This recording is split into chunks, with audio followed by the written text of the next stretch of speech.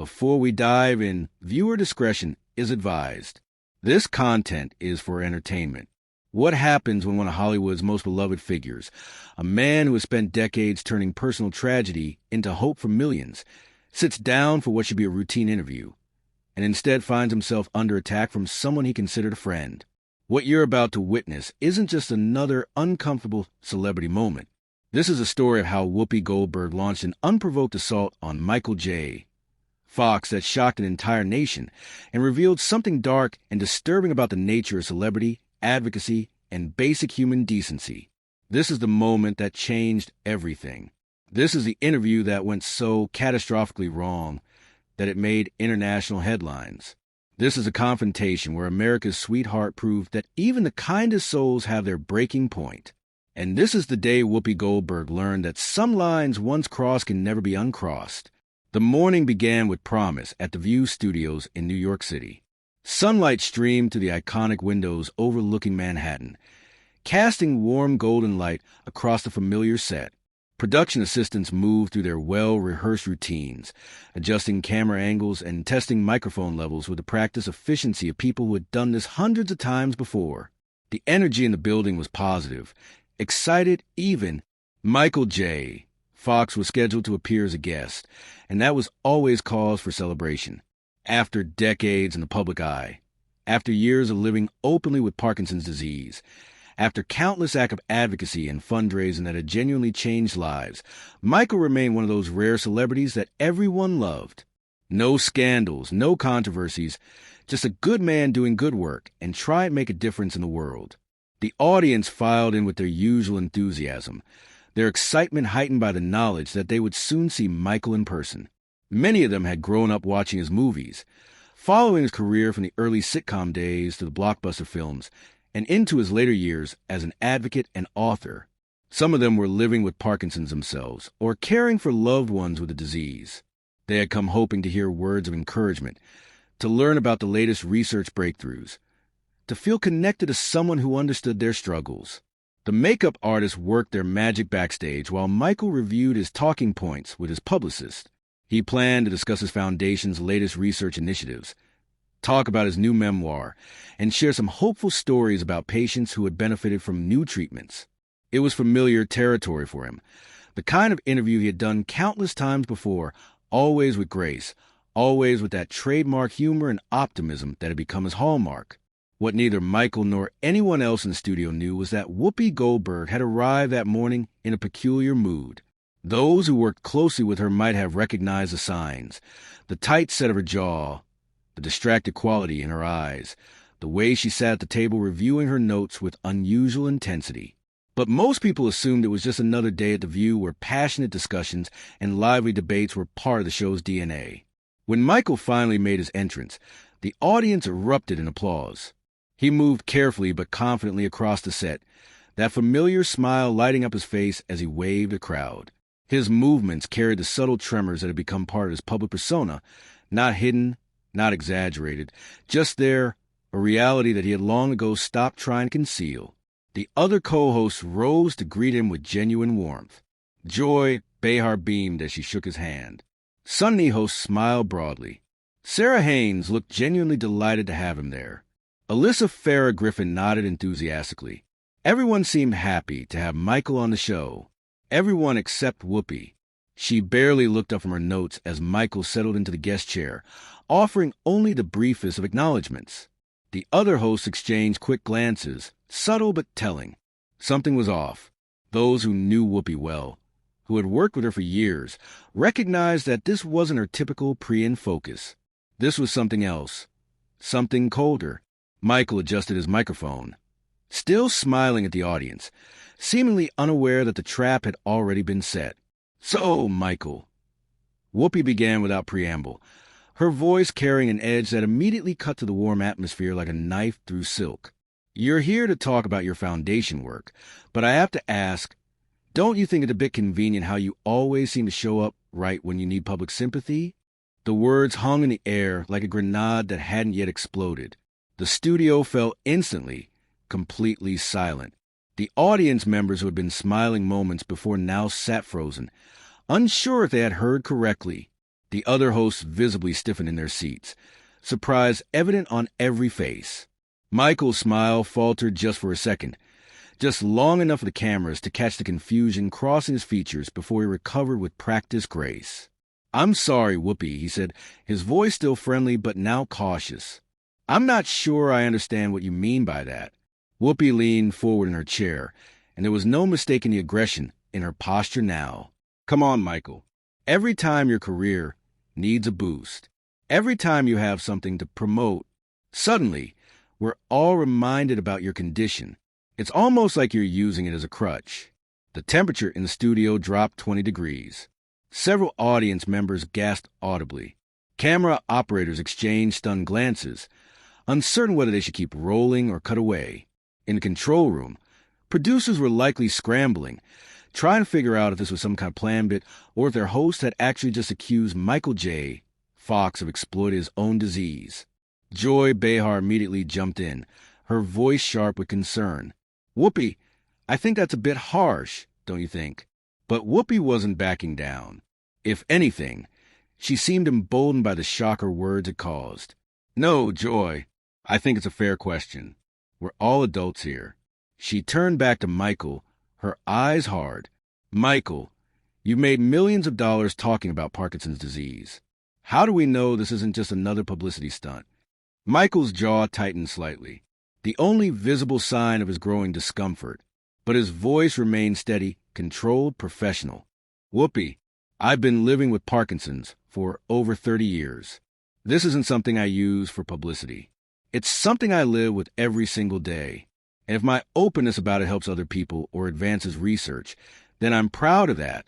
But that's exactly my point," Whoopi shot back, her voice gaining strength, gaining certainty.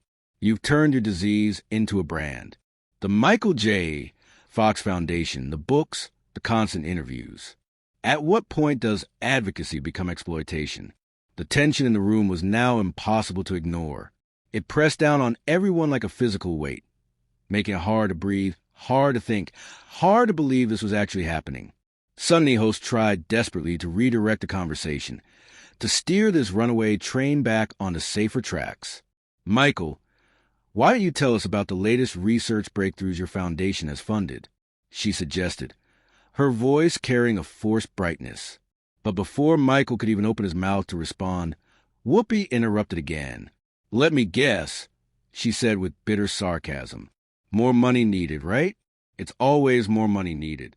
Michael took a visible breath, clearly working to maintain a composure to keep his famous patience intact. "Actually, Whoopi, our foundation has funded over $800 million in research that has led to significant breakthroughs in treatment options. We've helped improve the lives of millions of people worldwide." "800 million?" Whoopi repeated, her voice dripping with sarcasm.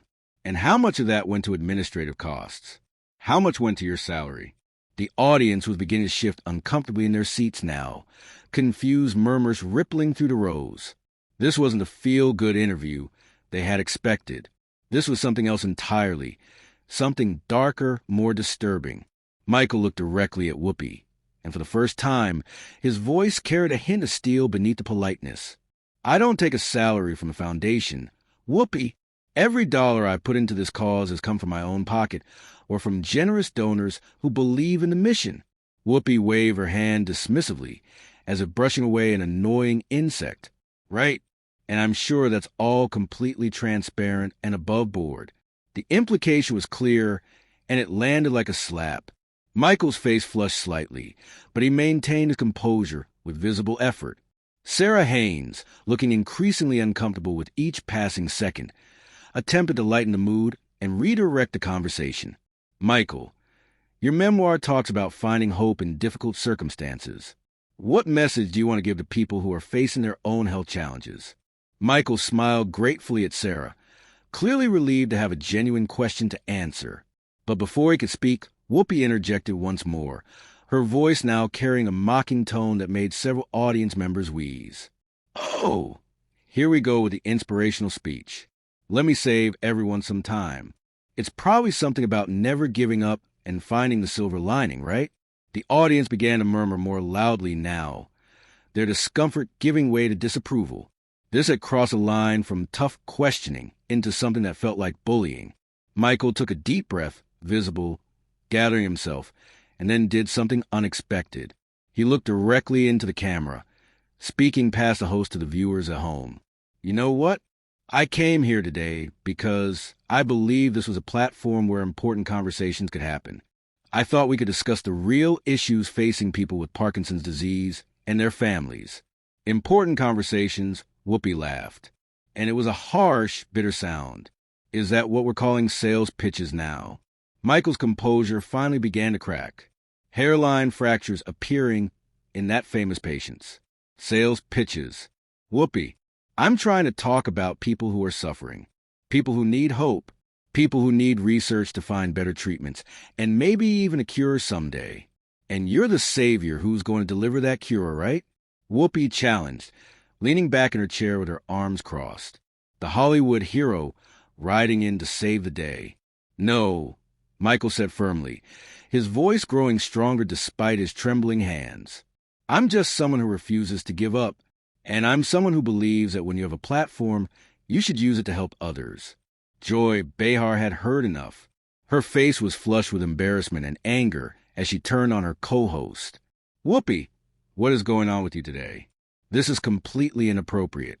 But Whoopi was just getting started, and everyone in the studio could feel it. She had passed some internal point of no return, committed to this attack in a way that suggested deeper motivations than anyone could quite understand. What's inappropriate, Joy, she said, her voice rising slightly, is when we don't ask the hard questions. What's inappropriate is when we let celebrities use our show as their personal fundraising platform without any scrutiny. Fundraising platform. Michael's voice rose slightly for the first time, anger beginning to color his words. Whoopi, I'm not here asking for money. I'm here talking about scientific research and trying to give hope to people who desperately need it. Hope, Whoopi scoffed, and the contempt in her voice was unmistakable. Hope doesn't pay the bills, Michael. Hope doesn't fund your lifestyle. The other co-hosts were now visibly agitated, exchanging shocked glances, silently communicating their disbelief at what they were witnessing. Sunny Ho spoke up forcefully, her voice carrying real anger now. Whoopi, you are completely out of line here. Michael is a guest on our show, and he deserves basic respect. Whoopi turned to Sunny with fire in her eyes. Respect? I'll show respect when our guests stop treating us like we're stupid. When they stop thinking they can come on here and manipulate our audience with sob stories and emotional manipulation. The words emotional manipulation seemed to echo in the studio. Michael stood up slowly, his hands trembling. Whether from Parkinson's or from rage, it was impossible to tell. His voice, when he spoke, carried a weight of barely controlled emotion that made everyone in the room hold their breath. Emotional manipulation. Whoopi, I've shared my story because I thought it might help other people feel less alone. If that's manipulation to you, then I don't think we have anything else to discuss. Finally, Whoopi said with satisfaction, as if Michael had just proved her point. Some honesty. So, you admit you're here to manipulate our audience. That's not what I said, and you know it, Michael replied, his voice now carrying real anger, the famous patience completely. Worn through, what I said is that I share my story to help others. But clearly you've already made up your mind about me before I even sat down. The studio audience was now audibly uncomfortable with several people calling out in support of Michael. Alyssa Farrah Griffin tried desperately to regain some semblance of control over the situation. Maybe we should take a commercial break and reset this conversation, she suggested weakly. No, Whoopi said firmly with the authority of someone who believed she was in complete control. I think our audience deserves to hear the truth. Michael, how much money have you personally made from your Parkinson's advocacy over the years? Michael stared at her in absolute disbelief, his mouth actually falling open slightly. I cannot believe you just asked me that question. It's a simple question, Whoopi pressed, her voice hard as stone. If you're such a selfless advocate, then you should have no problem answering it. The studio seemed to hold its collective breath, waiting for Michael's response. When he finally spoke, his voice was shaking with barely controlled emotion, each word carefully measured but carrying the weight of profound hurt and anger. The only thing I've gained from my advocacy, Whoopi, is the knowledge that I've helped other people. But apparently that concept is foreign to you. The words hung in the air like a challenge, like a gauntlet thrown down. Michael's statement, his suggestion that helping people was a foreign concept to Whoopi Goldberg, had clearly struck a nerve. Her face darkened instantly, all pretense of civility vanishing. The fake professional smile she had been wearing completely disappeared. Foreign to me? Whoopi's voice dropped to a dangerous whisper that somehow carried more menace than any shout. You think helping people is foreign to me? I've been fighting for causes since before you were even famous. Michael, I've been using my platform to advocate for real change while you were making millions playing pretend. This isn't about who's been advocating longer. Whoopi, Michael replied, still trying to keep his voice level despite his obvious anger. This is about treating people with basic human decency. Human decency? Whoopi laughed harshly, and the sound sent chills through everyone watching. You want to talk about human decency? Let's talk about how you show up to every major event, every gala, every fundraiser, making sure the cameras catch your tremors at just the right angle. That's not advocacy, Michael. That's performance art. The audience gasped audibly. Several people cried out in shock and dismay. Joy Behar looked like she desperately wanted to crawl under the table and disappear. This had gone far beyond uncomfortable television. This was cruelty, pure and simple, and everyone in the studio knew it. Whoopi, please stop this right now. Joy pleaded, her voice breaking slightly. But Whoopi was beyond listening to her co-hosts, beyond caring about the audience reaction, beyond any consideration except her apparent need to destroy the man sitting across from her. No, Joy, I'm tired of pretending. I'm tired of watching celebrities exploit their personal struggles for profit and praise while real people suffer in silence. Michael's hands were shaking more noticeably now, and when he spoke, his voice carried a weight of barely controlled emotion that made the words land with devastating impact. Real people suffer in silence. Whoopi, I am real people. Every person with Parkinson's is real people. We don't choose this disease, but we do choose how we respond to it. Oh, spare me the victim routine. Whoopi shot back with venom. You've never been a victim a day in your life. You've been privileged and protected and celebrated for every single struggle you've supposedly endured. Supposedly endured. Michael's voice cracked slightly, and for the first time, tears were visible in his eyes. Whoopi, do you think I'm faking this? Do you think I chose to have my body betray me? Do you think I wanted to lose control of my movements, my speech, my ability to do the work I love? I think you made the best of a bad situation by turning it into a career. Whoopi replied coldly, each word precisely chosen to inflict maximum damage. And I think you convince yourself that makes you a hero. Sunny Ho slammed her hand on the table with enough force to make everyone jump. Enough, Whoopi. This is cruel and it's wrong. Michael didn't come on our show to be attacked like this. Attacked? Whoopi turned her fury toward Sunny now, her voice rising. I'm asking legitimate questions that nobody else has the courage to ask. Why is everyone so afraid to hold celebrities accountable? Accountable for what? Sarah Haynes demanded, her normally gentle voice now sharp with anger. For having a disease? For trying to help other people with the same disease?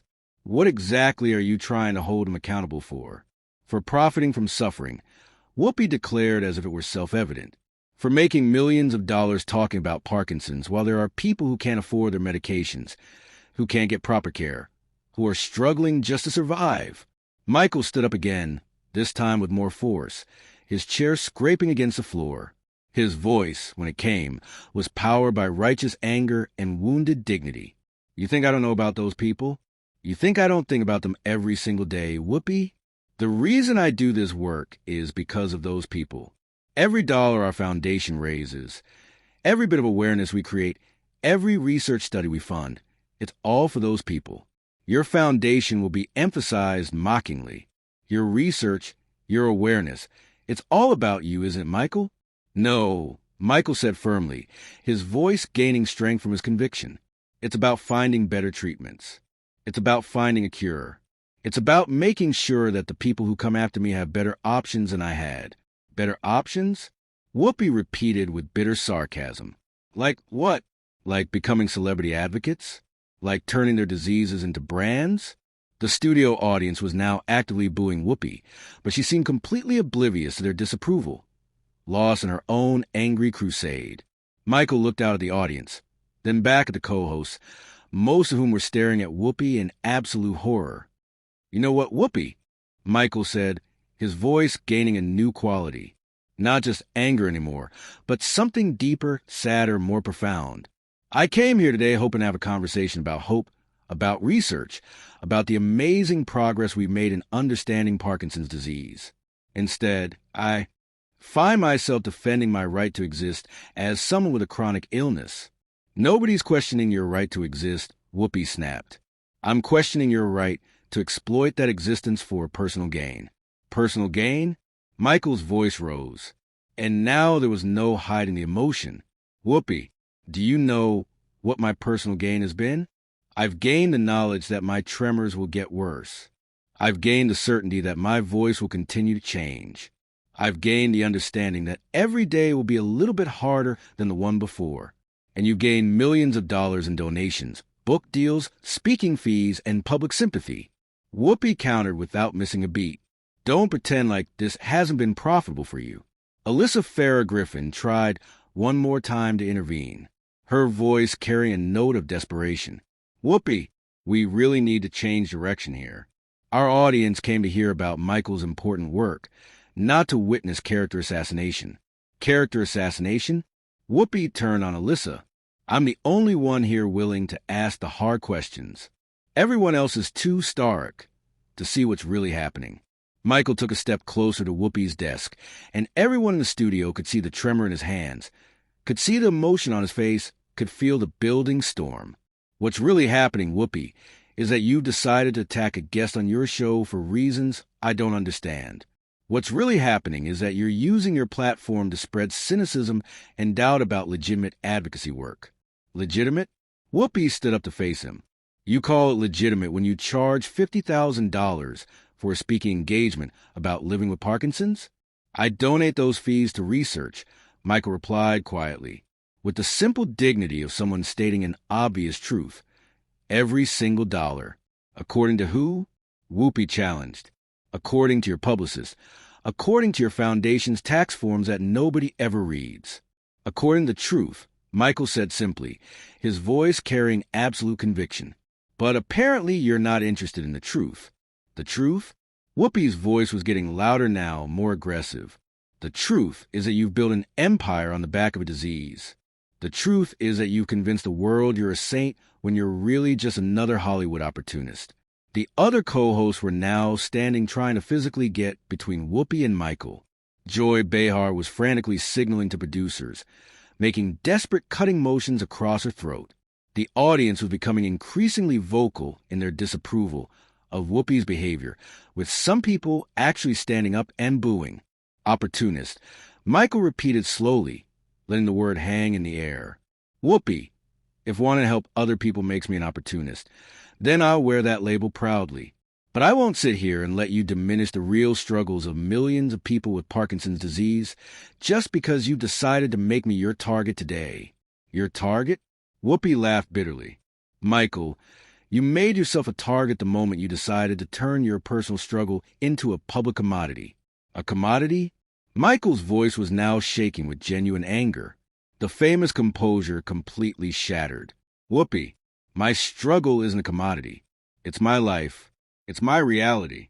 And it's the reality of millions of other people who deserve better than to have their experiences dismissed as opportunism." "Dismissed." Whoopi stepped around her desk, closing the distance between them. "I'm not dismissing anything. I'm exposing the truth about celebrity advocacy and how it really works." "The truth about celebrity advocacy," Michael said, his voice steady despite his trembling hands, "is that sometimes people with platforms use them to help others. But I guess that's a concept you can't understand."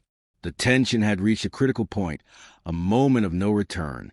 Whoopi's face was flushed with anger. Michael was visibly shaking. The other co-hosts looked like they were witnessing a car accident in slow motion, unable to stop it, but desperate to do something, anything, to end this nightmare. The studio audience was now openly calling for Whoopi to stop, their voices rising in a chorus of disapproval. The studio had become a powder keg, and everyone could sense it was about to explode completely. Michael looked directly into Whoopi's eyes, and when he spoke, his voice was steady.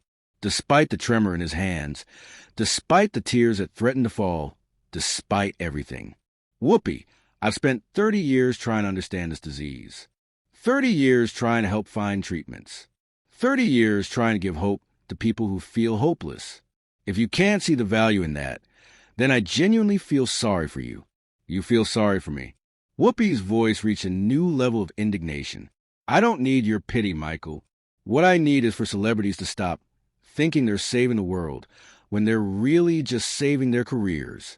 Saving my career? Michael shook his head in disbelief. Whoopi, Parkinson's disease ended my career. Everything I do now is despite this disease, not because of it. Oh, please. Whoopi waved her hand dismissively, as if brushing away his words like annoying insects. Your career was already over. Back to the Future was decades ago. This disease gave you a second act, a way to stay relevant, a way to keep the spotlight on you. The audience erupted in boos, so loud they nearly drowned out Whoopi's words. The sound was deafening, overwhelming, a tidal wave of disapproval. Joy Behar stood up and moved toward Whoopi, her face showing genuine alarm. That's enough, Whoopi. You need to stop this right now. But Whoopi was beyond reason now, beyond the reach of her co-hosts or the audience or anyone else. Stay relevant, she continued, her voice cutting through the noise. Let me tell you something about relevance, Michael. Real relevance comes from addressing systemic issues, not from making people feel good about individual struggles. Individual struggles. Michael's voice carried a new edge, sharp and cutting. Whoopi, there are 10 million people worldwide living with Parkinson's disease. Their struggles aren't individual, they're universal. Their need for better treatments isn't individual, it's urgent. 10 million people. Whoopi repeated sarcastically. And how many of them get to write best-selling books about their experience? How many of them get to appear on talk shows? How many of them get invited to galas and award ceremonies? You're right, Michael said quietly. And the sudden shift in his tone made everyone lean in. Most of them don't get those opportunities. That's exactly why I use mine to speak for them. To speak for them, Whoopi laughed coldly. Or to speak over them. To make sure your voice is the only one people hear when they think about Parkinson's disease. Sunny host had heard enough. She stood up and faced Whoopi directly, her voice ringing with authority. Whoopi, as a co-host of this show, I'm telling you to stop. This is wrong. This is cruel. And this is not what The View stands for. Don't tell me what The View stands for. Whoopi snapped at Sunny, turning her anger on yet another target. The V stands for honest conversation, not celebrity worship. Honest conversation. Sarah Haynes joined Sunny in confronting Whoopi, the normally gentle host, now clearly furious. There's nothing honest about attacking a guest who came here in good faith to discuss important work. Michael raised his hand, a gesture asking for quiet. It's okay, he said, his voice carrying a strange calmness. Now let her finish. I want to hear what else Whoopi has to say about people with Parkinson's disease. People with Parkinson's disease deserve better than false hope, Whoopi declared as if she were making some kind of profound statement. They deserve real solutions, not celebrity cheerleading. False hope. Michael's voice was incredulous. Whoopi, our foundation has funded research that led to new medications, new therapies, new surgical techniques. We've helped extend and improve the lives of countless people. If that's false hope to you, then what would real hope look like?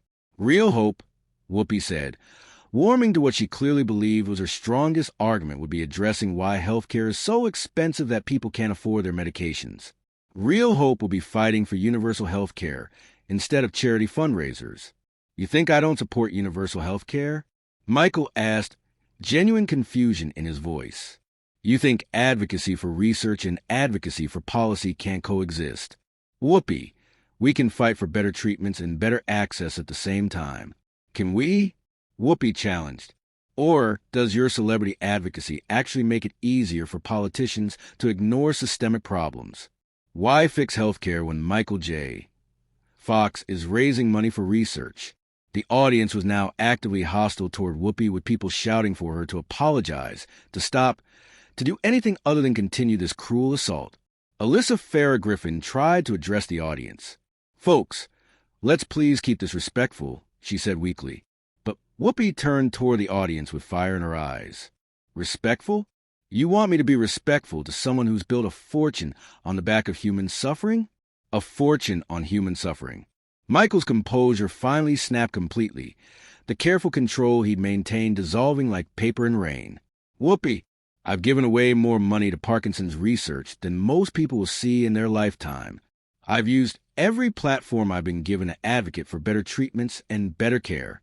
If that's building a fortune on human suffering, then you have a very twisted view of what suffering actually looks like." "Twisted?"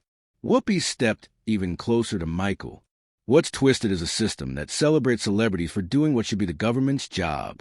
What's twisted is people like you getting praise for basic human decency, while real advocates get ignored." "Real advocates." Michael's voice was now shaking with fury he could no longer contain. "Whoopi, I work with real advocates every day. Researchers, doctors, patients, caregivers.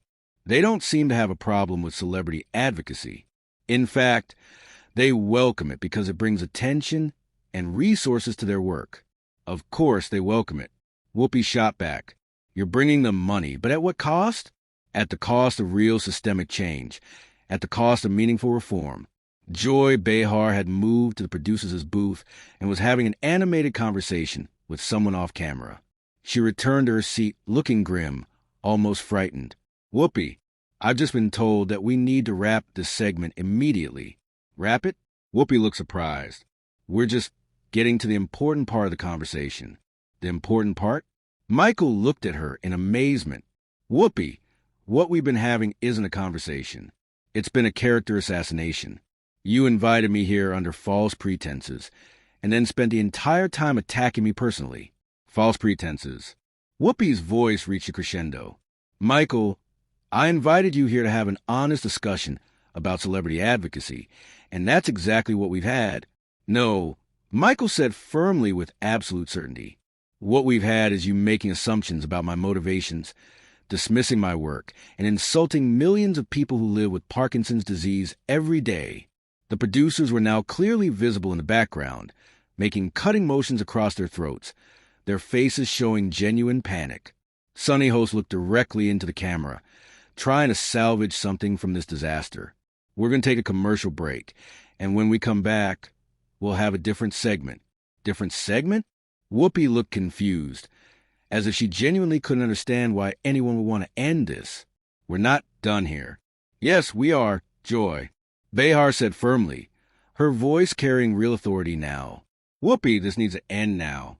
But Whoopi wasn't ready to let it go. She seemed incapable of stepping back from the precipice she'd created. She turned back to Michael one final time. "Michael, before you leave, I want you to look into that camera and tell our audience exactly how much money you've personally made from your Parkinson's advocacy over the past decade." Michael stared at her for a long moment, and everyone in the studio held their breath. Then he looked directly into the camera, speaking not to Whoopi, but to the millions watching at home. "I want to tell your audience that every person living with Parkinson's disease deserves respect, dignity, and hope. I want to tell them that research is making a difference, that treatments are improving, and that no one should ever be ashamed of their illness or their advocacy." "That's not what I asked," Whoopi pressed, seemingly unable to stop herself. "It's the only answer you're going to get," Michael replied with quiet dignity. He turned to the other co-hosts, and his voice softened slightly. "Joy, Sunny, Sarah, Alyssa, thank you for trying to maintain some semblance of professionalism during this ambush." "Ambush?" Whoopi's voice was incredulous. "This wasn't an ambush. This was journalism." Michael looked at her one final time, and there was something almost like pity in his expression. Pity mixed with profound disappointment. "Whoopi, this wasn't journalism. This was something else entirely. And I think you know that the tension in the studio was now so thick, it was almost suffocating. Security personnel had quietly positioned themselves near the set, ready to intervene if needed. The audience was restless, angry, confused. The co-hosts looked mortified, embarrassed to be associated with what had just happened, and Whoopi seemed completely oblivious to the chaos she had created, to the damage she had done. "Fine," Whoopi said with finality, as if she were somehow the reasonable one in this situation. "If you can't handle tough questions, then maybe you shouldn't be doing interviews." Tough questions. Michael's laugh was bitter, devoid of any humor. "Whoopi, asking tough questions is part of good journalism. What you've done today isn't journalism. It's something much uglier." And then in a moment that no one in the studio would ever forget, Whoopi looked directly at producers and said the words that would end the interview and define her legacy in the worst possible way. If Michael can't participate in an honest discussion about his advocacy work, then maybe he should leave. The studio fell completely, absolutely silent. You could have heard a pin drop. Michael looked around at the shocked faces of the co-hosts, at the horrified expressions of the audience members, at the frantically signaling producers who were trying desperately to salvage something from this disaster. He nodded slowly, understanding now that there was nothing more to be gained by staying. He reached down and carefully removed his microphone, his trembling fingers working at the clip with visible difficulty. When he finally got free, he stood up with as much dignity as he could muster. "You're absolutely right, Whoopi," he said quietly, his voice carrying throughout the silent studio. "I should leave, but not because I can't handle tough questions. I should leave because this isn't the kind of conversation that helps anyone. This isn't advocacy or journalism or honest discussion. This is just cruelty, and I won't participate in cruelty." As Michael began walking toward the exit, something extraordinary happened. The audience began to applaud. It started slowly, just a few people at first, uncertain if it was appropriate. But then it built, growing louder and stronger, until it became a thunderous ovation that filled the entire studio, a wall of sound that seemed to shake the very walls. People stood as he passed, some reaching out to touch his hand, others with tears streaming down their faces. The applause wasn't just support for Michael. It was condemnation of what they had witnessed, a collective rejection of the cruelty that had been displayed on that stage. Whoopi sat in her chair, arms crossed, watching him leave with a satisfied expression that suggested she believed she had won some kind of victory, that she had struck some blow for truth and honesty. But as the applause continued and grew even louder, as the other co-hosts sat in stunned silence, refusing to look at her, it became increasingly clear that the only thing Whoopi had won was the distinction of having conducted one of the most controversial, most widely criticized, most fundamentally cruel interviews in The View's history. Michael reached the edge of the set and paused, turning back one final time. He didn't say anything he didn't need to. His face said everything that needed to be said. Then he walked through the exit, and the door closed behind him with a quiet click that somehow echoed like a gunshot in an emotionally charged studio. The cameras finally cut to commercial, but the damage had been done. The moment was captured, preserved forever in high definition for anyone who wanted to see what happens when cruelty meets kindness, when cynicism confronts hope, when someone who has dedicated their life to helping others is attacked by someone who should have known better. What started as a routine promotional interview had become something else entirely, a moment that would be analyzed, debated, and discussed for years to come. A demonstration of grace under pressure, of dignity in the face of cruelty, of the quiet strength it takes to walk away from a fight you never wanted or deserved. The question that lingered in that studio, that dominated social media and news coverage for weeks afterward, was painfully simple. What had Whoopi been thinking? What had motivated such an unprovoked attack on one of the most beloved figures in entertainment? And perhaps most troubling of all, had she revealed something dark about celebrity culture? Or had she simply revealed something dark about herself? Whatever the answers, one thing was absolutely certain. Nobody who witnessed that moment would ever forget it. And Michael J. Fox, who had faced his devastating diagnosis with grace, who had turned personal tragedy into hope for millions, who had spent decades trying to make the world a better place, had once again shown the world what real courage looks like. Not the courage to attack, not the courage to tear others down, but the courage to walk away from cruelty with your dignity intact, your principles uncompromised, and your humanity fully intact.